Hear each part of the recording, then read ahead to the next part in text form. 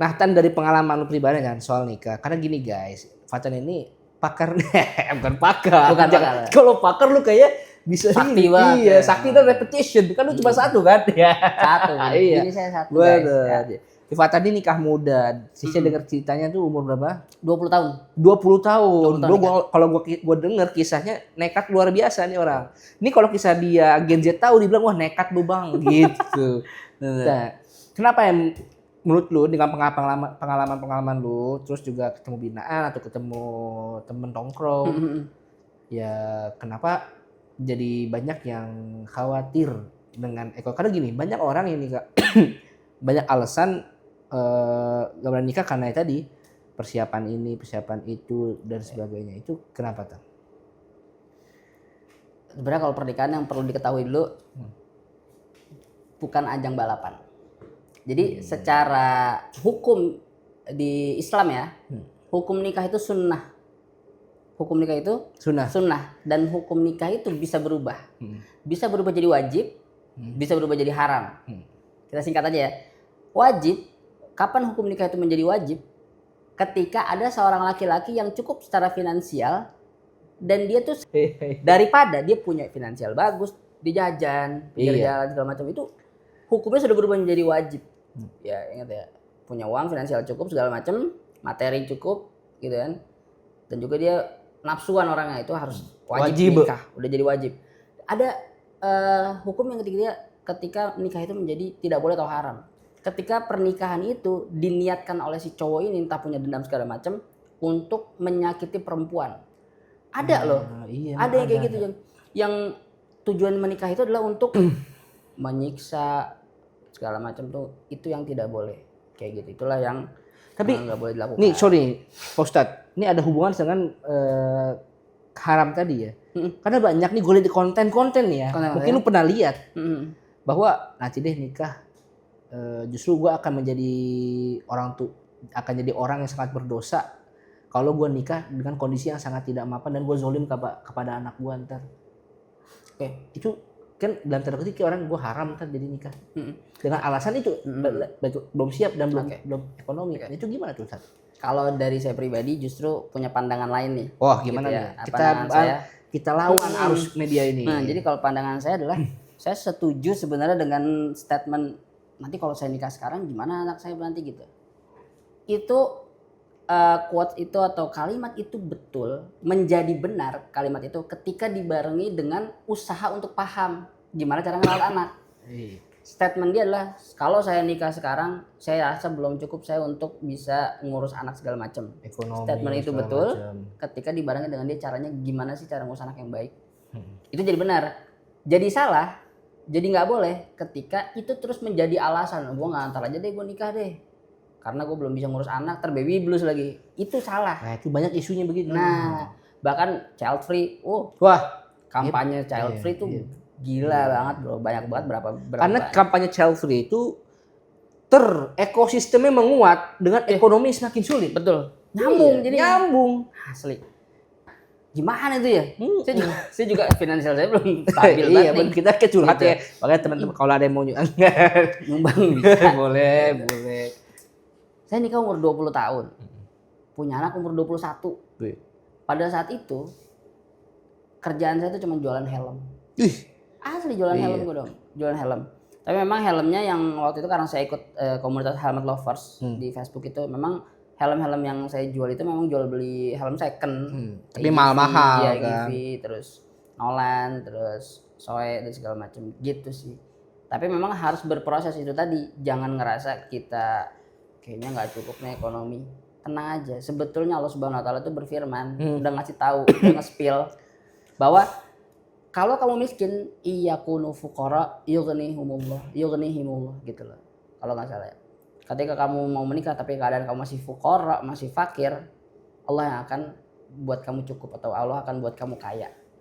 Gitu.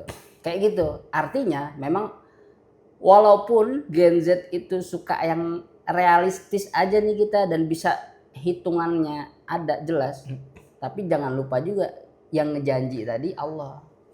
Gitu loh. Jadi kita nggak bisa bilang beli kucing dalam karung nih emang bener nih bakalan kaya nih ketika saya mau nikah. Gitu.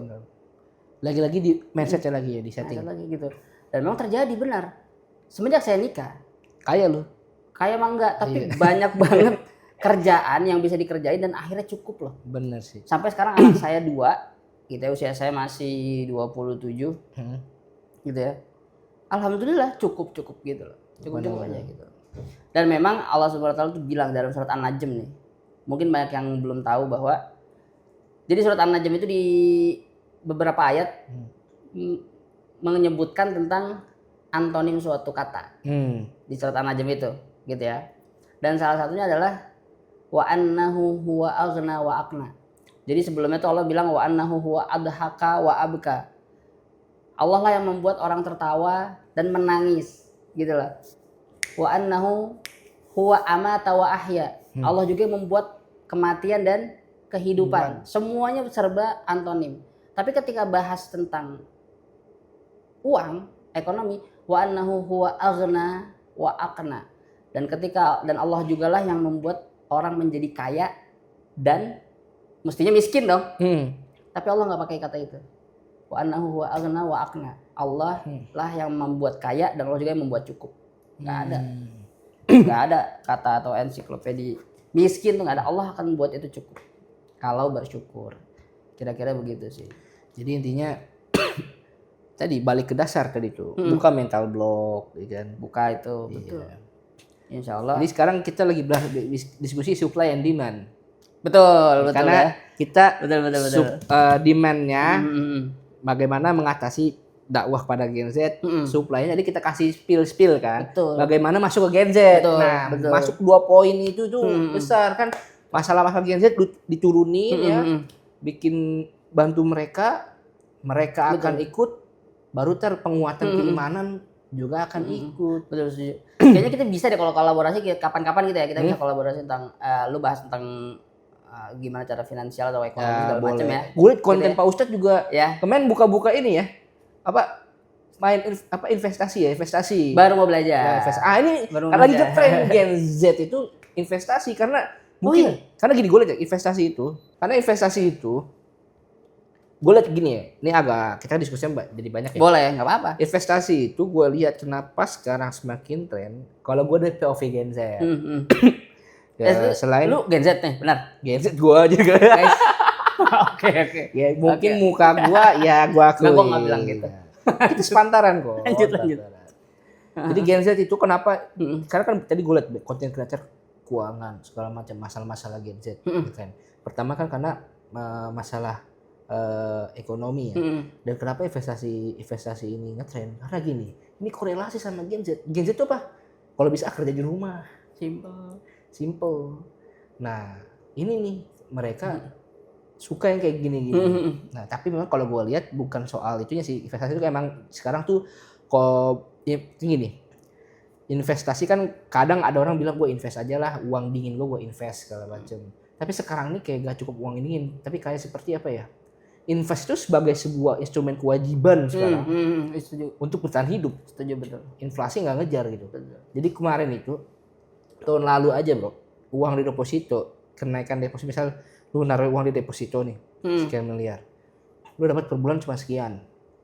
Lu lihat dengan inflasi secara emas yang naik gila itu, uang deposito lu nilainya udah turun jauh bro. Turun jauh. Tandanya kan apa? Harus diinvest. Ya tadi harus gini. Yang gue pengen banget kasih tau ke kita adalah dengan keresahan ekonomi ya, kita tahu problem kita bersama ya, dunia yang tidak baik-baik saja, kita harus tahu cara kerja dunia. Setuju.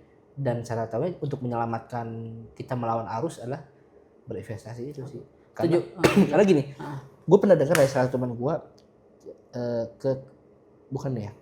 kemiskinan gitu ya, dekat dengan kekufuran katanya. Iya betul. Bener kan? Iya betul. Kalau miskin kan banyak kisah-kisah orang yang akhirnya kedukun karena miskin. Jadi apa? Dosa apa tuh namanya? Syirik kepada Allah. Tapi kalau kita dakwah dengan kekuatan yang bagus, nikah mah gampang. Setuju gue. Nah, banyak banget kayak gitu ya. Miskin, walau maksudnya di bawah rata-rata ya. Gampang ngejual imanannya. Masuk ke agama lainnya untuk saya bayar kayak gitu kan bisa syirik juga gitu. Kalau dari lu sendiri untuk tahu nih gimana dunia sekarang itu atau tadi lu bahas inflasi, tuh bahas deposito, investasi segala macam.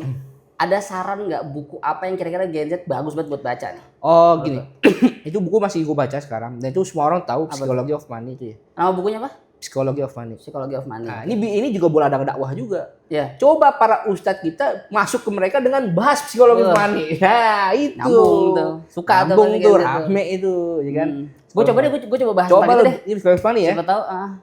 Itu seru. Itu buku yang sebenarnya gini. Itu bukan soal investasi, bukan kita investasi ke saham, enggak. Tapi itu buku membahas soal pentingnya kita punya mindset dan tahu cara kerja uang itu berputar gitu. Setuju, bagus. Cara uang itu bekerja, bahwa uang kertas ini kemakan bla bla bla bla ya gitu. Oke. Kayak beli rumah dulu orang nimbun aset ya, beli aset beli rumah, sekarang aset ya nggak liquid kan. Ya kayak gitu-gitu sekarang udah mulai harus paham. Nah, itu. Apalagi dunia 2030 2045 dengan ada AI kayak gini. Iya itu. Kereset pekerjaan. Betul. Dan wajib banget kita punya mindset yang growth mindset itu wajib banget. Wajib banget growth mindset tuh. Karena kalau punya growth mindset kepada skill, growth mindset kepada keimanan, ya kan? Jadi iya. Kalau kata Bahlil mah jadi itu barang. Gitu. Oke, mau closing. Terima kasih banyak. Kok jadi gue nutup gitu. Jadi ini guys, jadi kalau teman-teman suka, jadi gini. Podcast ini adalah podcast para Gen Z. Teman-teman kalau suka komen nanya yang paling random kita jawab.